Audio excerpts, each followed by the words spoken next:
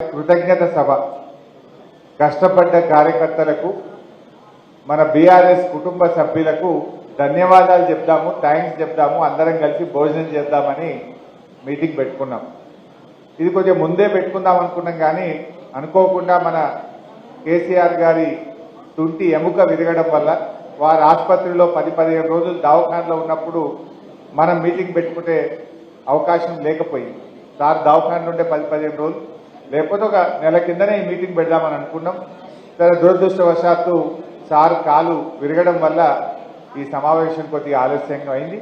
But అయినా ఆలస్యమైనా కూడా చాలా కష్టపడి పనిచేసిన. ఎందుకంటే ఎన్ని కుట్రల్లో మీకు తెలుసు తమ్ముడు, కేంద్ర ప్రభుత్వ కుట్రలు, రకరకాల 2 జాతీయ పార్టీలు ఎన్ని కుట్రలు చేసినా, ఇలా కులాలు మతాలు రకరకాల చిచ్చులు పెట్టినా కూడా అద్భుతంగా పనిచేసి గొప్ప విజయాన్ని అందించిన మా బీఆర్ఎస్ కుటుంబ సభ్యులకు నేను ముందుగా శిరస్సు వంచి నమస్కారం తెలియజేస్తా ఉన్నా. ఈ విజయం మీది, మీ అందరి కష్టం. మీకు ధన్యవాదాలు చెప్దామనే ఈ మీటింగ్ పెట్టుకున్నాం తప్ప వేరే ఉద్దేశం లేదు. సో ఇక వేదిక మీద ఉన్న పెద్దలు, సభాధ్యక్షత వహిస్తున్న గౌరవనీయులు ఒంటేరు ప్రతాప్ రెడ్డి గారు, గౌరవ ఎమ్మెల్సీ గారు పెద్దలు యాదవ్ రెడ్డి అన్న గారు, గౌరవనీయులు మన జెడ్పీ చైర్మన్ సోదరిమణి మన రోజా రాధాకృష్ణ శర్మ గారు, గౌరవనీయులు డీసీసీబీ చైర్మన్ చిట్టి దేవేందర్ రెడ్డి గారు, గౌరవనీయులు సీనియర్ నాయకులు పెద్దలు భూమిరెడ్డి అన్న గారు, అదేవిధంగా మన జిల్లా గ్రంథాలయ సంస్థ అధ్యక్షులు గౌరవనీయులు ప్రభాకర్ రెడ్డి గారు, తమ్ముడు మాదా శ్రీనివాస్ గారు, రాజమౌళి మన మున్సిపల్ చైర్మన్ గారు, రవీందర్ గౌడ్ మున్సిపల్ చైర్మన్ గారు, గౌరవ ఎంపీపీలు, జెడ్పీటీసీలు, మండల పార్టీ అధ్యక్షులు, సీనియర్ నాయకులు, సర్పంచులు, ఎంపీటీసీలు, కౌన్సిలర్లు, రైతు బంధు సమితి అధ్యక్షులు, ఉద్యమకారులు, వేదిక మీద ఉన్న పెద్దలకు, కింద ఉన్న మా కుటుంబ సభ్యులకు, జర్నలిస్టులకు ప్రతి ఒక్కరికి నేను పేరు పేరున నమస్కారం తెలియజేస్తా ఉన్నా. మిత్రులారా, మా ఎంపీపీ గారు మాట్లాడుతూ చెప్పినాడు, మన సార్ది 45,000 మెజార్టీ కాదు, వాస్తవానికి పోయినసారి కంటే ఎక్కువనే వచ్చింది అని చెప్పింది. చాలా కుట్రలు జరిగినాయి. మన దగ్గర ఎన్ని నామినేషన్లు వేసిందే మీకు తెలియదా? 154 నామినేషన్లు వేసింది. అబ్బాబ్బా, ఎంత రకరకాల కుట్రలు అనుకోరాదు. అన్ని 154 నామినేషన్లు వేస్తే తర్వాత విత్డ్రాయల్స్ తర్వాత మిగిలినవి 47 నామినేషన్. అది ఏమైంది పాపం, 47 నామినేషన్లకు 4 మిషన్లు అయినాయా లేవా? ఒక్క మిషన్ ఉంటేనేమో చక్కగా పోతురు, కారేడుతో చూసి గుద్దుడు. ఈ 4 మిషన్లల్లా నడవచ్చిన వాళ్ళు, కళ్ళు కనబడిన వాళ్ళు, ముసలోళ్ళు, గూనెోళ్ళు, గుడ్డోళ్ళు, రకరకాలుగా పేదలు, వృద్ధులు పాపం చూడలేక దాదాపు 18,750 ఓట్లు చిక్కిపోయింది. 18,750 ఓట్లు చిక్కిపోయింది. అంతేకాదు, ఆ రోడ్ రోలర్ గుర్తుకు ఒక 2,200 ఓట్లు రోడ్ రోలర్ గుర్తుకు పోయినాయి. అది కారును పోలి ఉండడం వల్ల ప్రతిసారి మన పార్టీకి నష్టం జరుగుతూ వస్తుంది. ఇన్ని పోయినా, ఇన్ని నామినేషన్లు పడ్డా, ఇన్ని కుట్రలు జరిగిన 45,000 మెజార్టీతో మన సార్లు గెలిపించిన మీ అందరికీ నేను పేరు పేరున కృతజ్ఞతలు, ధన్యవాదాలు తెలియజేస్తా ఉన్నా. చాలా బాగా పనిచేసినారు కార్యకర్తలు. ఇందాక మా మండల పార్టీ అధ్యక్షులు చెప్పిండు, అట్లా ఎన్నో ప్రయత్నాలు జరిగినాయి. అయ్యో, ఒట్లు పెట్టించుడు, గుళ్ళల్లో దొరికించుడు, కథలు చేసింది. బట్ అయినా కూడా చక్కగా మా కార్యకర్తలు బాగా పనిచేసినారు. అంటే ఇలా తెలంగాణ రాష్ట్రంలో ఒక అద్భుతమైన రికార్డ్. ఇలా గజ్వేల్లో ఒక నానుడు ఉండేది, ఇది ఒక్కసారి గెలిస్తే రెండోసారి గెలవరు, ఊకే మారుడే ఉండే కదా ఇదివరకు. కానీ ఆ రికార్డును బద్దలు కొట్టి 3 సార్లు కేసీఆర్ని గెలిపించింది కూడా మా గజ్వేల్ బీఆర్ఎస్ కుటుంబ సభ్యులు. అంతేకాదు, గజ్వేల్లో మనకు అదొక్కటి మాత్రం కింది మీద అయింది. గజ్వేల్ లెవెల్కి వెళ్తే గవర్నమెంట్ గదే వస్తుంది అనుకున్నాం, కానీ ఈసారి అది ఒక్కటి జర కింది మీద అయింది. బట్ అదర్వైజ్ అద్భుతమైన మెజార్టీని మీరు ఇచ్చింది. అంతేకాదు, మన ఇవాళ తెలంగాణ ప్రజలు 2 సార్లు కేసీఆర్ను ముఖ్యమంత్రి చేసుకుంటే, ఇవాళ ప్రజలు ఆశీర్వాదంతో 2 సార్లు కేసీఆర్ ముఖ్యమంత్రి అయితే, మీరు మాత్రం అదృష్టవంతులు, 3వసారిని కేసీఆర్ గెలిపించుకున్న ఘనత మన గజ్వేల్కు మనకే దక్కింది. గజ్వేల్ ప్రజలకు కూడా నేను హృదయపూర్వకంగా బీఆర్ఎస్ పార్టీ పక్షాన, కేసీఆర్ గారి పక్షాన గజ్వేల్ ప్రజలందరికీ నేను హృదయపూర్వకంగా కృతజ్ఞతలు నమస్కారం తెలియజేస్తా ఉన్నా. సో ఈ రకంగా చాలా బాగా చేసుకున్నాం. గజ్వేల్ అనేటువంటిది ఇలా అభివృద్ధిలో అద్భుతంగా జరిగింది. మొన్న కూడా అసెంబ్లీ జరిగితే మొన్న జరిగిన అసెంబ్లీ సమావేశాల్లో కూడా గెలిచినటువంటి కాంగ్రెస్ పార్టీ మన గజ్వేల్ మీద ఎక్కసాన్ని వెళ్ళగక్కే ప్రయత్నం చేసింది. అంటే మన మీద ఒక రకమైనటువంటిది వాళ్ళు ఎప్పుడు ప్రచారంలో కూడా పెట్టినారు. అసెంబ్లీలో కూడా మొన్న నిండు శాసనసభలో కూడా గజ్వేల్ మీద ఒక రకమైనటువంటి ఎక్కసాన్ని వాళ్ళు వెలుగుచ్చే ప్రయత్నం అధికార పార్టీ వాళ్ళు చేసింది. బట్ ఏది ఏమైనా ఇవాళ గజ్వేల్ ప్రజల్లో ఒక నమ్మకం అయితే ఉంది. మా కేసీఆర్ వచ్చినాక మా జీవన ప్రమాణాలు పెరిగినాయి. గజ్వేల్లో తాగునీటి సమస్య తీరింది, సాగునీటి సమస్య తీర్చిండు. గజ్వేల్ అభివృద్ధిలో ముందుకు పోయింది మా కేసీఆర్ వల్ల అని చెప్పి ఇవాళ ప్రజలందరూ కూడా అనుకుంటా ఉన్నారు. నిజంగా బీఆర్ఎస్ పార్టీ వచ్చిన తర్వాత గజ్వేల్లో కేసులు తగ్గినాయి. ఇవాళ హత్య రాజకీయాలు కానీ, క్రిమినల్ కేసులు కానీ, దండుగలు కట్టుడు కానీ, పంచాయతీలు చెప్పుడు కానీ, పోలీస్ స్టేషన్ల చుట్టూ కోర్టుల చుట్టూ తిరిగేది తగ్గించింది మన బీఆర్ఎస్ పార్టీ. గత చరిత్ర ఎట్లా ఉండేదంటే గజ్వేల్లో అన్ని కేసులే, కుట్రలు కేసులు. ఈ గవర్నమెంట్ వస్తే వాని లోపలేసుడు, వాని గవర్నమెంట్ వస్తే వీని లోపలేసుడు. ఇది గజ్వేల్లో ఉన్న గత చరిత్ర. కానీ ఆ చరిత్రను తిరగరాసింది మన బీఆర్ఎస్ పార్టీయా కాదా మీరే ఒక్కసారి చెప్పండి. ముఖ్యమంత్రి గారే మన ఎమ్మెల్యే ఉన్నా ఏ ఒక్కరోజన్నా ఒక కాంగ్రెస్ పార్టీని లోపలేసినామా? అక్రమ కేసులు పెట్టినామా? అట్లాంటి కుట్రలు చేసిన చరిత్ర మన పార్టీకి ఉందా? మన కేసీఆర్ ఎంతసేపు ప్రజలు గెలవాలి, ప్రజలు బాగుండాలి, గజ్వేల్ అభివృద్ధి చెందాలి, మనకు కుట్రలొద్దు, కుతంత్రాలొద్దు, కేసులొద్దు అని ఆయన ఎంతసేపు మంచి నీళ్ళు ఎట్టియాలి, సాగునీళ్ళు ఎట్టియాలి, రోడ్లు ఎట్లా బాగా చేసుకోవాలి, గజ్వేల్ పల్లెలు ఎట్లా బాగుపడాలని ఆలోచించాడు. అది ఇలా మనం చేసిన పని. కానీ వీళ్ళు వచ్చి నిలవలేని రోజులు కాలే, కేసులే కేసులు. ఇప్పుడు మా తమ్ముడు చెప్పిండు, మా వర్గల తమ్ముడు చెప్పిండు. ఇప్పుడు చాలా మంది మా కార్యకర్తలు కూడా చెప్తా ఉన్నారు నాకు, ఏంది ఎంతసేపు బెదిరించుడు, మన కుట్రలు, క్రిమినల్ కేసులు, రాజకీయాలు చేస్తా ఉన్నారు వాళ్ళు. అంటే మీరు దేంట్లో అభివృద్ధి సాధిస్తున్నారు? కేసీఆర్ గారేమో గజ్వేల్ను అద్భుతంగా మరి ఆయన అభివృద్ధిలో ముందుకు తీసుకుపోతే మీరు కేసుల్లో ముందుకు తీసుకుపోతున్నారు. కేసీఆర్ గారేమో గజ్వేల్ ప్రజల జీవన ప్రమాణాలు పెంచడంలో పోటీ పడ్డాడు. మీరేమో కేసులు, కుట్రలు, అక్రమ కేసులు పెట్టడంలో మీరు పోటీ పెడుతున్నారు. ప్రజలకు కావాల్సింది కేసులా? ప్రజలకు కావాల్సింది సంక్షేమ పథకాల? ప్రజలు కోరుకున్నది అభివృద్ధిని కోరుకున్నారు, సంక్షేమ కార్యక్రమాలు కోరుకున్నారు. కానీ మీరు చేస్తున్నది ఏంటంటే ఇవాళ మా పిఏసిఎస్ చైర్మన్లను దించడం, మా ఎంపీపీలను దించడం, మున్సిపల్ చైర్మన్ల మీద బెదిరించి అవిశ్వాసాలు పెట్టడం, కేసులు పెట్టడం మీద మీరు దృష్టి పెడతా ఉన్నారు. మీరు ఏం చెప్పిండ్రు ప్రజలకు? ఆ రోజు మనం కూడా చర్చ పెట్టాలి ప్రజల్లో. ఏమని చెప్పిండ్రే? మేము గవర్నమెంట్ రాగానే డిసెంబర్ 9 తారీఖు నాడే 2 లక్షల రూపాయలు రుణమాఫీ చేస్తామన్నారు. చేసిండ్రా? మేము రాగానే 2000 పింఛన్ కాదు, ఇక మీకు 4000 తయారున్నాయి, 4000 ఇచ్చుడే అన్నారు. వచ్చినాయా? అరే ఇక మీరు కరెంటు బిల్లులే కట్టకుర్రి, ఇక ఫ్రీ కరెంట్ అన్నారు. ముక్కు విండి ఇలా కరెంటు వాళ్ళు వచ్చి ఊళ్ళల్లో బిల్లులు వసూలు చేస్తున్న పరిస్థితి ఉన్నది. ఆనాడు రైతు బంధు ఇస్తామంటే ఇప్పుడైతే 10,000 వస్తాయి, మేము రాగానే 15,000 పక్కా, ఇప్పుడు వద్దు ఇప్పుడు వద్దు అన్నారు. వచ్చినాయే 15,000? 15,000 ఆ 10,000 కూడా పూర్తిగా వస్తలేవు. అంటే ఇలా ఎన్ని రకాలు. అరే వడ్లు అమ్ముకోకుర్రా, వడ్లు అమ్ముకోకుర్రి, మేము వస్తున్నాం, ఇక 500 బోనస్ తయారున్నాయన్నారు. ఇచ్చినారే మొన్న వానకాలం వడ్లకు బోనస్ ఎగబెట్టిండ్రు. రుణమాఫీ పత్తలేదు, రైతు బంధు 15,000 అన్నారు, మాట తప్పిండ్రు. మొన్న అసెంబ్లీలో మీరు చూస్తుంటారు. అరే నిరుద్యోగ భృతి ఇస్తామన్నారు, అది ఎప్పటి నుంచి ఇస్తారంటే ఉప ముఖ్యమంత్రి బట్టి విక్రమార్క గారు లేచి అది మేమెక్కడ చెప్పినా మేము చెప్పలే అన్నారు. వాళ్ళ మేనిఫెస్టో తీస్తే వెళ్ళదా అట్లా? అసెంబ్లీ సాక్షిగా నిరుద్యోగ భృతి చెప్పలేదని ఇవాళ చేతులు ఎత్తేసిండ్రు కాంగ్రెస్ పార్టీ. వాళ్ళ మేనిఫెస్టోలో ఉంది, వాళ్ళ ప్రియాంక గాంధీ గారు చెప్పినారు. కానీ ఇలా మేము చెప్పలేదు అని చెప్పి చేతులు ఎత్తేసే పరిస్థితి కూడా మీరందరూ కూడా అసెంబ్లీలోనే చూశారు.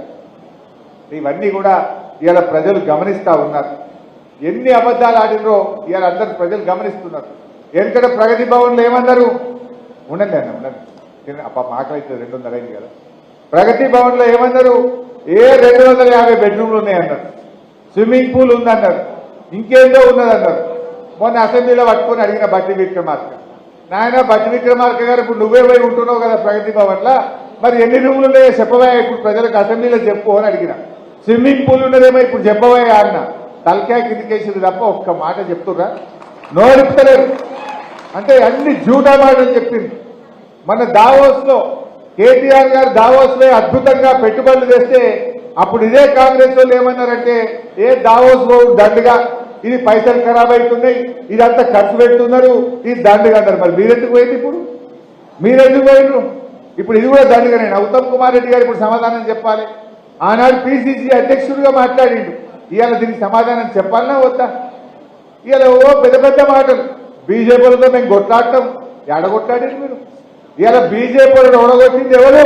బండి సంజయ్ని ఓడగొట్టింది బీఆర్ఎస్ పార్టీ, అరవింద్ ఓడగొట్టింది బీఆర్ఎస్ పార్టీ, ఆదిలాబాద్ లో బాబురావు ఎంపీని ఓడగొట్టింది బీఆర్ఎస్ పార్టీ, ఈటల రాజేందర్ గారిని ఓడగొట్టింది బీఆర్ఎస్ పార్టీ, రఘునందన్ రావు ఓడగొట్టింది బీఆర్ఎస్ పార్టీ. అసలు బీజేపీతో కొట్లాడింది బీఆర్ఎస్ పార్టీ కదా. गंदा बात फैलाते जा रहे लोग। कौन हराए बीजेपी को?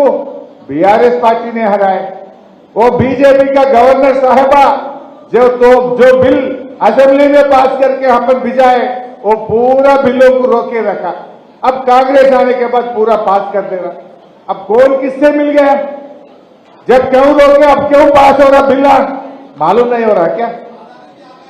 अब अदानी भी आ गए। मेरा भाई अदानी का याद कर रहा। कल सुबह राहुल गांधी, నిన్న ఉదయం రాహుల్ గాంధీ గారు అక్కడ మాట్లాడిండు, నార్త్ ఈస్టర్న్ స్టేట్స్ లో బస్సు యాత్రలో మాట్లాడిండు. ఈ దేశం ఇద్దరు వ్యక్తుల చేతుల్లో ఉన్నది, అదానీ అంబానీ చేతుల్లో ఈ దేశం ఉన్నది.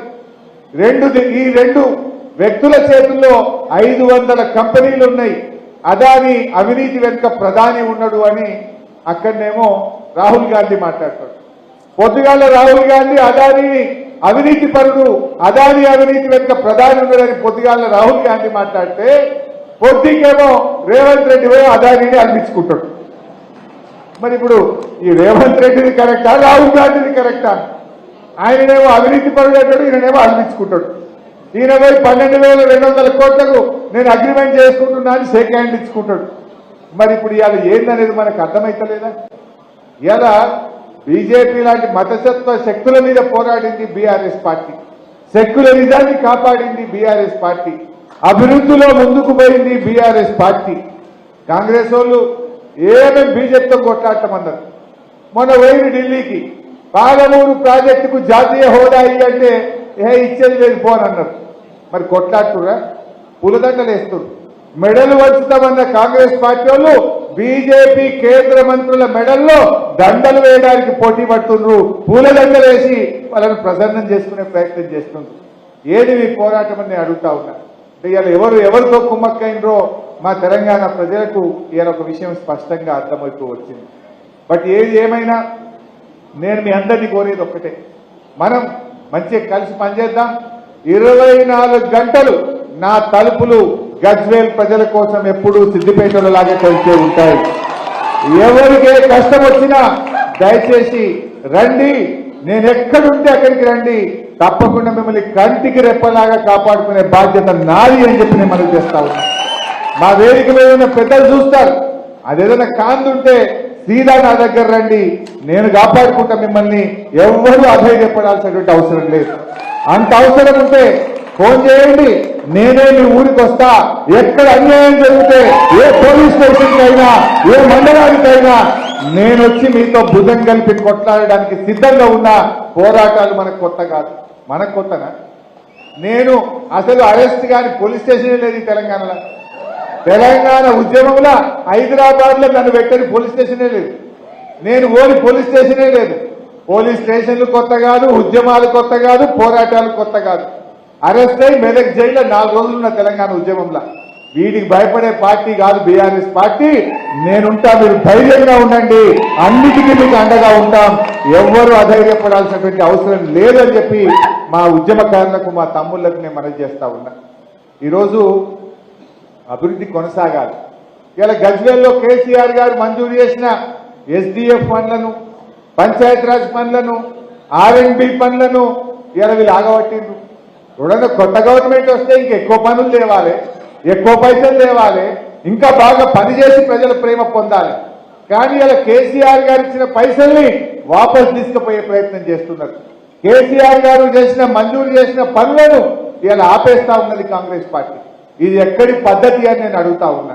మీకు చేతనైతే కేసీఆర్ గారు ఇచ్చిన దానికంటే ఎక్కువ డబ్బులు ఇవ్వండి, ఎక్కువ పనులు చేయండి, అట్లా మీకు ప్రజల ప్రేమ పొందండి తప్ప గజ్వేల్లో కేసీఆర్ గారు ఇచ్చిన పనులు ఆపితే మా గజ్వేల్ ప్రజలు తిరగబడతారు, జాగ్రత్త అని చెప్పి నేను హెచ్చరిస్తా ఉన్నా. ఇదెక్కడి సంస్కృతి అండి? ప్రభుత్వాలు ఇంకా 2 పనులు ఎక్కువ చేయాలి, కానీ వచ్చిన పైసలు వాపసు తీసుకుంటారా? ఇచ్చిన పనులను ఆగబడతారా? జరుగుతున్న పనులను ఆపాలని చెప్పేటువంటి ప్రభుత్వం ఎక్కడన్నా ఉంటుందా అని చెప్పి ఈరోజు నేను అడుగుతా ఉన్నా. ఇలా ప్రజలు నేను ఊళ్ళల్లో పోతే అడుగుతా ఉంటే నాట్లు కమ్మి పడుతున్నాయి అంటున్నారు. చాలా ఊళ్ళల్లో పోయిన యాసంగిలో పడ్డని నాట్లు ఈసారి పట్టలేవట. పడుతున్నాయా? ఎందుకు పడతలేవు అని ప్రజల్ని అడిగితే ఏమో అన్నా వీళ్ళు కరెంట్ ఇస్తారంటవా, ఏమో అన్నా వీళ్ళు నీళ్ళు ఇస్తారంటవా అని ప్రజల్లో ఒక అపనమ్మకం ఉన్నది. కేసీఆర్ ఉండగా ఏమన్నా కానీ రైతు కోసం నీళ్లు ఇస్తాడు, కరెంట్ ఇస్తాడు అనే ఒక నమ్మకం కేసీఆర్ గారి మీద ఉంది. కానీ అది రాష్ట్రంలో చూస్తే పోయిన యాసంగి కంటే ఈ యాసంగిలో సాగు విస్తీర్ణం తగ్గుతా ఉంది. నేను ప్రభుత్వాన్ని కోరుతా ఉన్నా, దయచేసి రైతుల్లో విశ్వాసాన్ని పెంచండి, రైతుల్లో నమ్మకాన్ని కలిగించండి, రైతులకు సాగునీరు అందించండి, రైతులకు 24 గంటల నాణ్యమైన కరెంట్ ఇవ్వండి, రైతులకు వెంటనే రైతు బంధు విడుదల చేయండి, రైతుల్లో ఆత్మవిశ్వాసం పెంచాలని చెప్పి నేను ప్రభుత్వాన్ని డిమాండ్ చేస్తా ఉన్నా. ఎందుకు మరి సాగు విస్తీర్ణం తగ్గుతా ఉంది? పోయిన యాసంగికి ఈ రోజుకి ఎంత సాగు విస్తీర్ణమైందో, ఇప్పుడు ఈ సంవత్సరం ఈ యాసంగికి ఎంత సాగు విస్తీర్ణమైందో వివరాలు ప్రజల ముందు పెట్టాలని చెప్పి కూడా నేను ప్రభుత్వాన్ని కోరుతా ఉన్నా. మరి తగ్గితే ఎందుకు తగ్గుతా ఉంది దాన్ని మీరు అర్థం చేసుకోండి, రైతుల్లో ఆత్మవిశ్వాసాన్ని పెంచండి, సాగు విస్తీర్ణం పెరిగే విధంగా ప్రభుత్వం కృషి చేయాలని చెప్పి కూడా నేను ఈ సందర్భంగా కోరుతా ఉన్నా. అదేవిధంగా ప్రతాప్ అన్నగా ఇందాక నాతో మాట్లాడుతూ అన్నారు, అన్న ఒకసారి మనం కేసీఆర్ గారితో కూడా మీటింగ్ పెట్టుకుందామని అన్నారు. నిన్ననే మన కేసీఆర్ గారు వాకర్ వదిలిపెట్టి స్టిక్ పట్టుకొని నడవడం స్టార్ట్ చేసినారు. ఇంకొక 10-15 రోజుల్లో ఆయన నార్మల్ అయిపోయి మన గజ్వేల్ క్యాంప్ ఆఫీస్కి వస్తారు.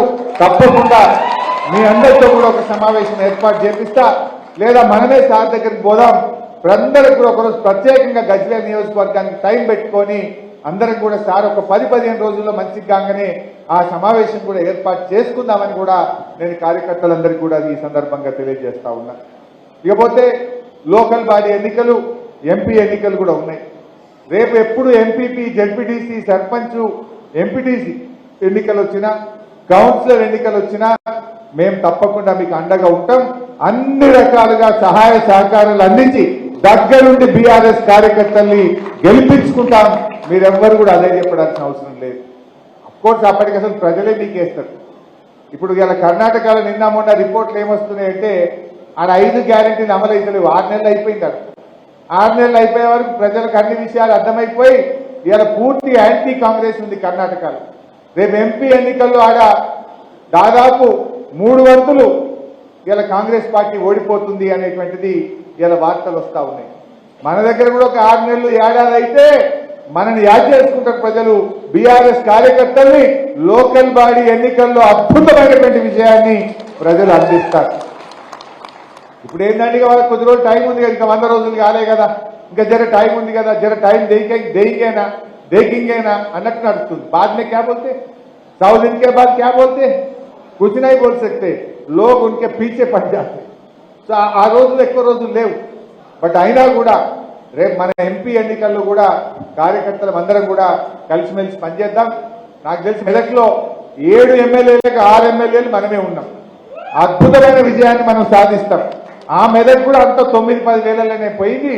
నాకు తెలిసి మనం బ్రహ్మాండమైనటువంటి మెజార్టీతో మన మెదక్ ఎంపీ స్థానాన్ని ఖచ్చితంగా మనం గెలిపించుకుందాం, నిలబెట్టుకుందామని కూడా నేను కార్యకర్తలందరినీ కూడా కోరుతా ఉన్నాను. అదేవిధంగా మల్లన్న సాగర్ నుంచి, కొండపోచమ్మ సాగర్ నుంచి నీళ్లు ఇవ్వాలి. పోయినసారి మా బూరుపల్లిలో గట్టిగా సీటి కొడితే ఆడ గేట్ లావట్యం, అవునా కాదా అన్న? బాయిలలో నీళ్లు గుంజుకపోతున్నాయి, జరక్క బోర్లలో నీళ్లు గుంజుకపోతున్నాయి, నీళ్లు వదులు హల్దీ వాగులా తూప్రాన్ వాళ్ళు ఒక్క ఫోన్ కొడితే గేట్ లావెట్టినాం తూప్రాన్ హల్దీ వాగుల మనోహరాబాద్ లో నీళ్లు వచ్చినాయి. రాలేదా? కూడెల్లిలో నీళ్లు రాలేదా? అంటే ఇలా చరిత్ర తిరగరాశం.